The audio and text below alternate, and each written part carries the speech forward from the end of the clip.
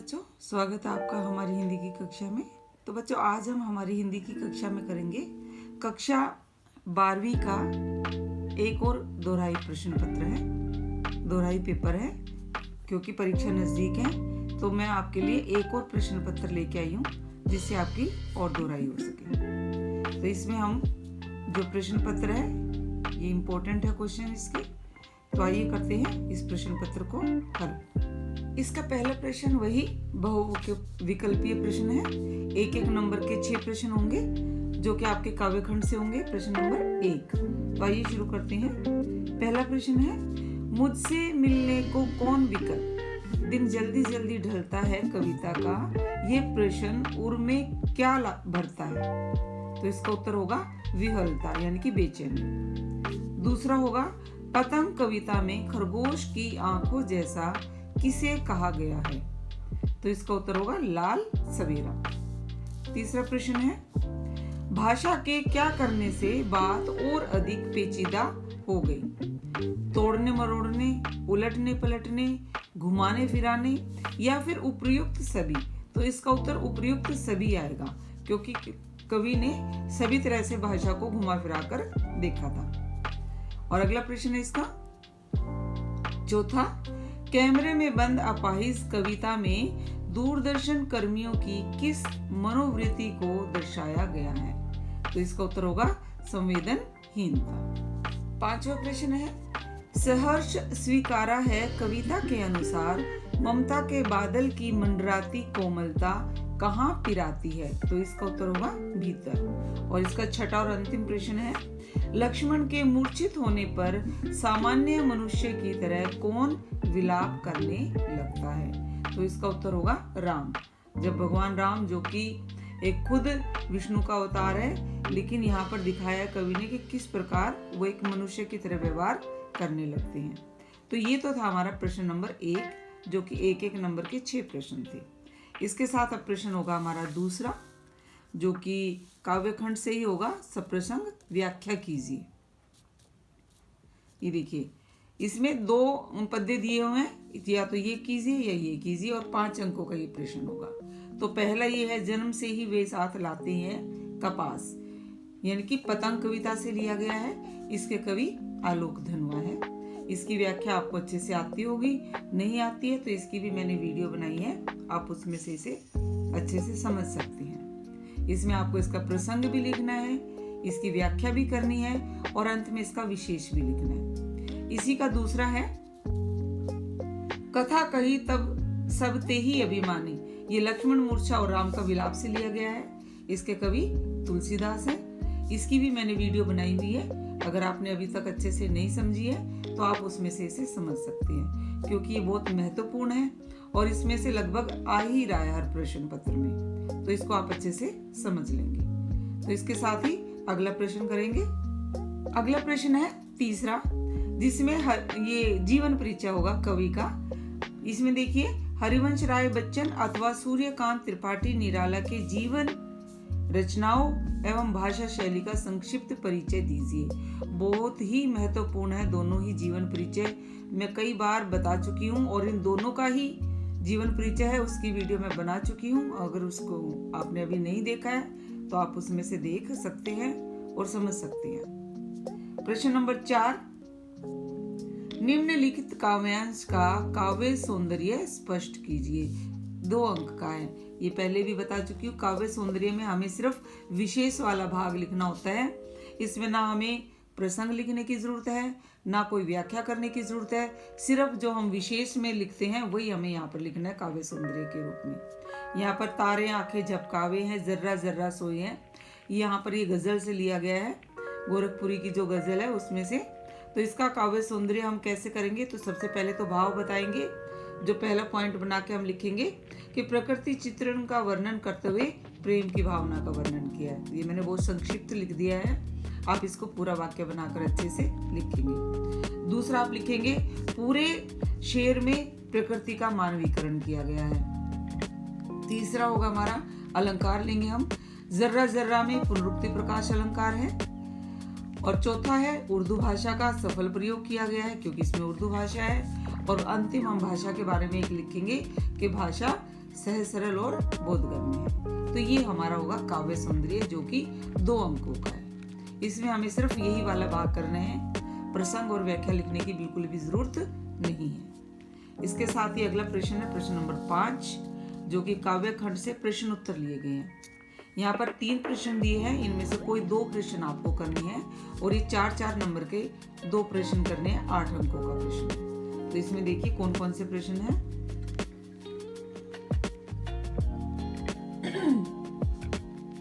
पहला है, बगुले के पंख कविता में कवि किसे रोकना चाहता है और क्यों? ये उमा शंकर जोशी जी की कविता है बगुलों के पंख, उसमें से प्रश्न लिया है। यहाँ पर कवि उस सुंदर दृश्य को रोकना चाहता है जब काली घटाओं के बीच आसमान में से जो सफेद बुगले हैं वो पंक्ति बनाकर उड़ते हुए जा रही हैं। तो वो दृश्य कवि को बहुत सुंदर लगता है और वो चाहते हैं कि वो दृश्य वहीं पर रुक जाए। तो ये इसका उत्तर होगा। दूसरा प्रश्न है, बात सीधी थी पर कविता का मूल भाव स्पष्ट कीजिए। इस कविता का मूल भाव है, कवि ने ये संदेश दिया है कि हमें भाषा को सहजता और सरलता के साथ प्रयोग करना चाहिए। अधिक जटिल शब्दों से ही कविता की सुंदरता नहीं बनती है, सीधे सरल शब्दों में भी हम कविता अच्छी लिख सकते हैं। और तीसरा प्रश्न है ये, किन उपमानों को देखकर पता चलता है कि उषा कविता गांव की सुबह का गतिशील शब्द चित्र है? उषा कविता शमशेर बहादुर सिंह की लिखी हुई है। उसके द्वारा ये बताना है कि कैसे हमें पता लगता है कि वो जो सुबह का वर्णन है वो गांव की सुबह का वर्णन है। यहाँ पर कवि ने बहुत ही अच्छी जो उपमाएं दी हैं उनसे आप लगा सकते हो। भोर का नभ राग से लिपा हुआ चौका है, या जरा बहुत काली सिल जरा से केसर से की धुल गई हो। और तीसरा उपमान है वो लाल खड़िया मिट्टी मल दी हो किसी ने गहरी स्लेट पर। तो ये सारे उपमान हैं, राख से लिपा हुआ चौका, काली सिल को केसर से धोना, या काली स्लेट पर लाल खड़िया मिट्टी मिल देना, ये सारे गांव में ही पाए जाते हैं। तो इनसे ये सिद्ध होता है कि ये कवि ने गांव की सुबह का वर्णन किया है। इसके साथ ही हमारा प्रश्न नंबर 6 शुरू होता है। ये भी छठा जो प्रश्न है ये बहुविकल्पीय प्रश्नों में से होगा। 1-1 नंबर के 7 प्रश्न होंगे आपके गद्य खंड से, आरोह की जो गद्य खंड है उससे। तो उसमें से पहला प्रश्न है, पति की मृत्यु के समय भक्तिन यानी कि लक्ष्मी की आयु कितने वर्ष थी? तो इसका उत्तर होगा 29 वर्ष। दूसरा प्रश्न है, काले मेघा पानी दे पाठ में लेखक को कुमार सुधार सभा का कौन सा पद दिया गया है? यहाँ पर वो लेखक हमारे धर्मवीर भारती जी है, उनके बारे में पूछा गया है। तो इसका सही उत्तर होगा उपमंत्री। अगला प्रश्न है, लुट्टन पहलवान अपने दोनों हाथों को दोनों ओर कितनी डिग्री की दूरी पर फैलाकर चलने लगा था? ये पहलवान की ढोलक पाठ से लिया गया है। तो इसका उत्तर होगा 45 डिग्री। अगला प्रश्न है, चार्ली चैपलिन ने फिल्म कला को क्या बनाया? इसका उत्तर होगा लोकतांत्रिक। 5वां प्रश्न, हिंदुस्तानी कस्टम अफसर का क्या नाम था? इसका उत्तर होगा नमक पाठ से लिया गया है, सुनील दास गुप्त। और 6ठा प्रश्न है इसका, लेखक ने कवि बनने के लिए क्या बनना आवश्यक माना है? तो इसका उत्तर होगा फक्कड़। और इसका अंतिम प्रश्न 7वां जो कि अंतिम प्रश्न है, जाति प्रथा मनुष्य की स्वाभाविक प्रेरणा, रुचि व आत्मशक्ति को दबाकर उसे क्या बना देती है? तो इसका उत्तर होगा निष्क्रिय। तो ये था हमारा 1-1 नंबर के साथ जो प्रश्न वो हमने हल किए। अगला प्रश्न है प्रश्न नंबर 7। ये हमारे गद्य खंड से ही लिया गया है, आरोह से। निम्नलिखित गद्यांश की सप्रसंग व्याख्या कीजिए।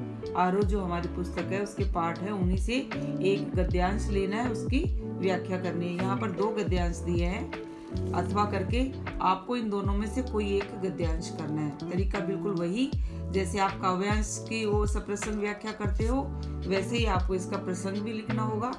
ये गद्यांश किस पाठ से लिया गया है, इस पाठ के लेखक कौन है, फिर व्याख्या में आप इस गद्यांश के बारे में बताओगे लेखक क्या कहना चाहते हैं, और अंत में विशेष उनके बारे में लिखोगे, जिस तरह वाक्य विन्यास कैसा है, भाषा कैसी है, भाव क्या है, वो आपको विशेष में बताना पड़ेगा।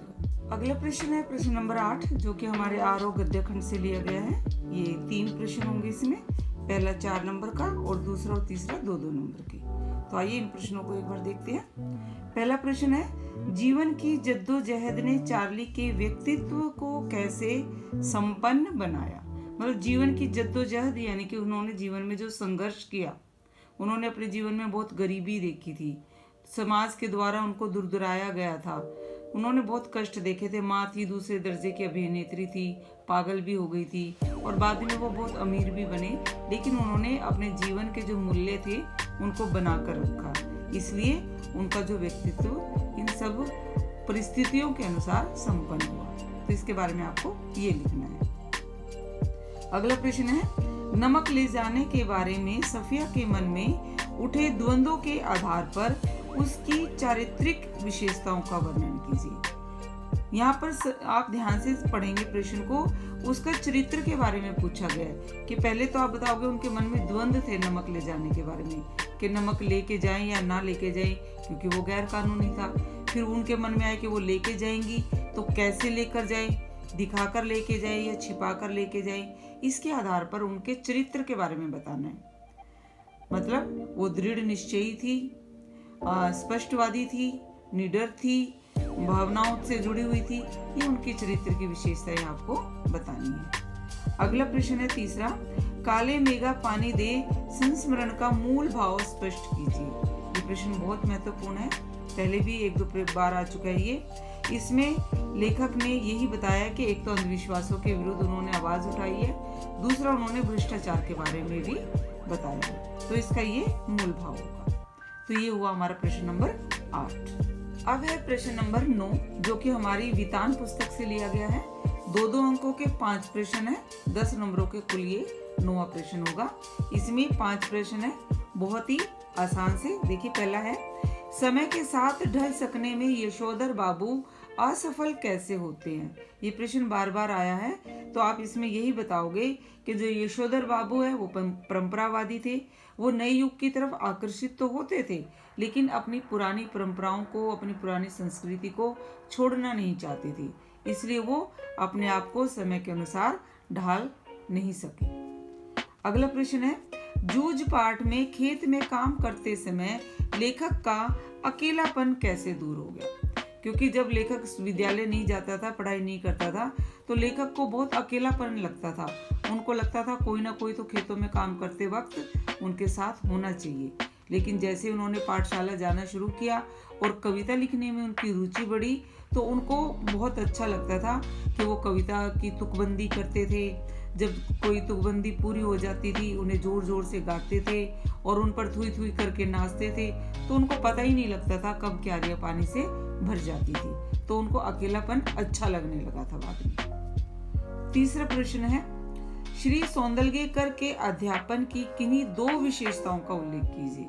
बहुत आसान, जो जूझ पाठ से लिया गया ये प्रश्न भी। तो ये बताएंगे आप, वो मराठी अध्यापक थे, वो कविता गान बहुत अच्छे से करते थे, भावनाओं के साथ अभिनय करते थे, उन्हें कविताएं मुँह ज़बानी याद थी, बहुत कंठस्थ थी और वो बड़े अच्छे से कविता का पाठ करते थे। अगला प्रश्न है, मोहनजोदड़ो में जल निकासी की व्यवस्था किस प्रकार की गई थी। बहुत महत्वपूर्ण, जल निकासी की व्यवस्था बहुत ही अच्छी की गई थी। हर एक घर से जो स्नानगार बना हुआ था, गंदा पानी निकालने के लिए पक्की ईंटों से नालियां बनाई गई थी जो कि ढकी हुई थी, और उन नालियों के द्वारा गंदा पानी बाहर जाता था गांव के। जो एक बड़ा स्नान कुंड मिला है, उसकी भी जल की निकासी के लिए नाली बनाई गई थी ताकि उसका पानी निकल सके, और उसकी अच्छी व्यवस्था की गई थी। और अगला ये, कॉलेज ऑफ प्रीस्ट किसे कहा गया है, इसका निर्माण क्यों हुआ होगा। ये भी अतीत में दबे पांव से लिया गया है।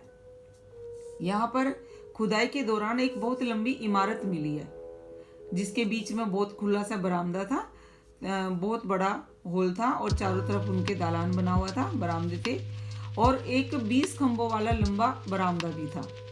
तो उसके बारे में ऐसा माना जाता है कि वहाँ पर जरूर कोई धर्म के बारे में, धार्मिक अनुष्ठान पर चर्चा होती होगी, लोग एकत्रित होते होंगे, इसलिए उसको कॉलेज ऑफ प्रीस्ट नाम से कहा गया है। ये तो था हमारे वितान का 9वां प्रश्न, जो 2-2 अंकों के 5 प्रश्न थे। अब आता है प्रश्न नंबर 10। ये हमारा अभिव्यक्ति और माध्यम के आधार पर लिया गया है प्रश्न। इसमें पहला प्रश्न है कै भाग इसका, एक एक नंबर के 5 प्रश्न होंगे, जो कि आपको एक शब्द में भी अगर उत्तर दोगे तो सही होगा, या एक वाक्य में आप इसका उत्तर दे सकते हो। तो पहला प्रश्न है, भारत में इंटरनेट का प्रारंभ कब हुआ? तो इसका उत्तर होगा 1993। दूसरा है, कहानी का केंद्र बिंदु क्या है? कथानक यानी कि विषय वस्तु जिस पर वो कहानी लिखी गई है। तीसरा प्रश्न है, ऑल इंडिया रेडियो की स्थापना कब हुई? इसका उत्तर होगा 1936 में। और चौथा प्रश्न है, समाचार लेखन में किस शैली का प्रयोग करते हैं? उत्तर होगा उल्टा पिरामिड शैली। और अंतिम पांचवा, छापे खाने का आविष्कार किसने किया था? तो इसका उत्तर आएगा जर्मनी के जोनेस गुटेनबर्ग। तो जर्मनी के जोनेस गुटेनबर्ग थे, उन्होंने सबसे पहले छापे खाने का आविष्कार किया था। तो ये पहला कै भाग हो गया हमारा, एक एक अंकों के 5 प्रश्न। अब इसका ख भाग होगा, जो कि अभिव्यक्ति और माध्यम के आधार पर है। इसमें ऑप्शन दिया है अथवा करके। ख में 2 प्रश्न है, इन दोनों में से आपको कोई एक करना है, और ये प्रश्न 5 अंकों का है। तो पहला है, दृश्य श्रव्य माध्यमों की तुलना में श्रव्य माध्यमों की क्या सीमाएं हैं? इन सीमाओं को किस तरह पूरा किया जा सकता है? कुल मिलाकर दृश्य श्रव्य माध्यम है, जैसे टेलीविजन है, इंटरनेट है, ये तो दृश्य श्रव्य है, नाटक भी हो गया। और श्रव्य माध्यम हो गया हमारा रेडियो। तो इनके बारे में बताना है, अंतर ही एक किस्म से आपको इनके बारे में समझाना है, किस तरह इसको पूरा करना है। अथवा समाचार कैसे लिखा जाता है स्पष्ट कीजिए। समाचार लिखने की शैली, इसको किस प्रकार पूरा किया जा सकता है, वो समाचार के 6 ककार हैं, उनके बारे में बताना है। शैली उल्टा पिरामिड शैली होगी इसकी। तो ये हो गया हमारा ख। और इसी तरह ग भाग होगा, ये भी 5 अंकों का है, और इसमें भी ऑप्शन है अथवा करके। कोई 2 प्रश्न दिए हैं, 2 में से कोई एक आपको करना है। पहला, फीचर से आप क्या समझते हैं, ये कैसे लिखा जाता है? बहुत ही महत्वपूर्ण प्रश्न है और बहुत आसान भी है। इसकी वीडियो बना चुकी हूँ मैं, अगर आपने नहीं देखी है तो उसे आप जरूर देखें। दूसरा है, कविता के प्रमुख घटकों का उल्लेख कीजिए। घटक कौन कौन से हैं जो कविता लेखन में काम आते हैं? तो ये 5 अंकों का है, इसमें से आपको कोई एक करना है। आप करते हैं प्रश्न नंबर 11।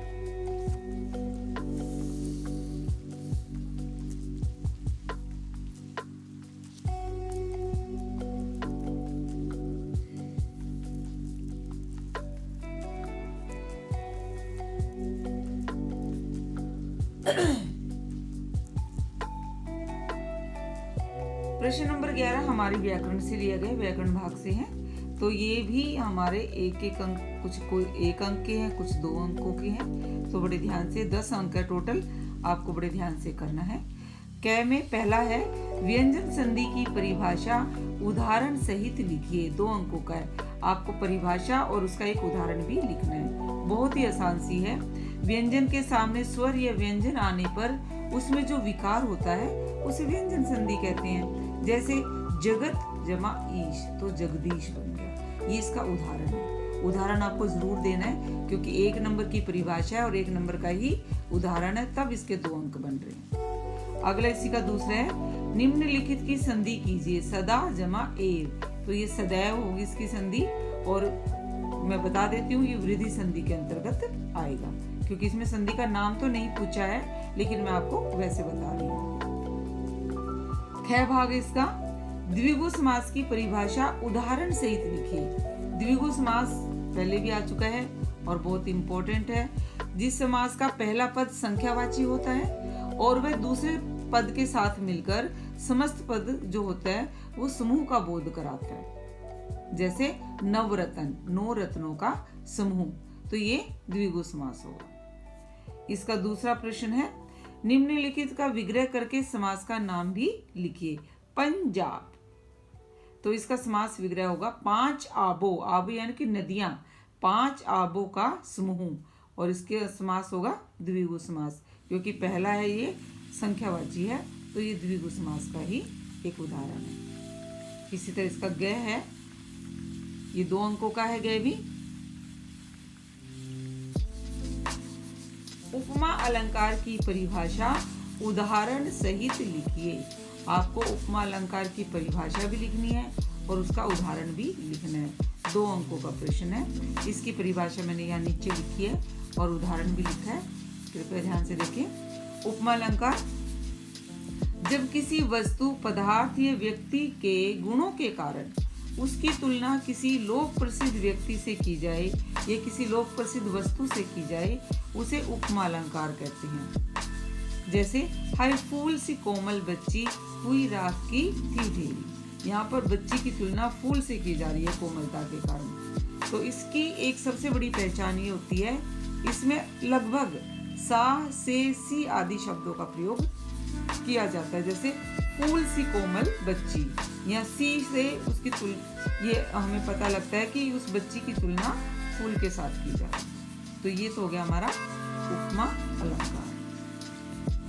और इसका अंतिम है, निम्नलिखित वाक्यों को शुद्ध कीजिए। वाक्य शोधन आपका है बहुत आसान। पहला है, मंत्री जी ने सरकार की उपलब्धता गिनवाई।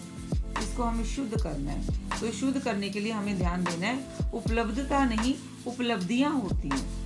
मंत्री जी ने सरकार की उपलब्धियां गिनवाई, तो इसका शुद्ध रूप होगा। इसी तरह अगला है, पंच परमेश्वर स्वदेश्यपूर्ण कहानी। उद्देश्यपूर्ण ही सही है, स्वदेश्य लगाने की जरूरत नहीं है। तो इसका शुद्ध रूप होगा, पंच परमेश्वर उद्देश्यपूर्ण कहानी है। तो इसका शुद्ध रूप होगा। आशा करती हूँ आपको अच्छे से समझ में आ गया होगा। इस प्रकार हमारा ये दोहराई प्रश्न पत्र पूरा होता है। इसको अच्छे से आप एक बार दोहरा लें ताकि आपकी कुछ जो शंकाएं हैं वो समाप्त हो जाए। धन्यवाद।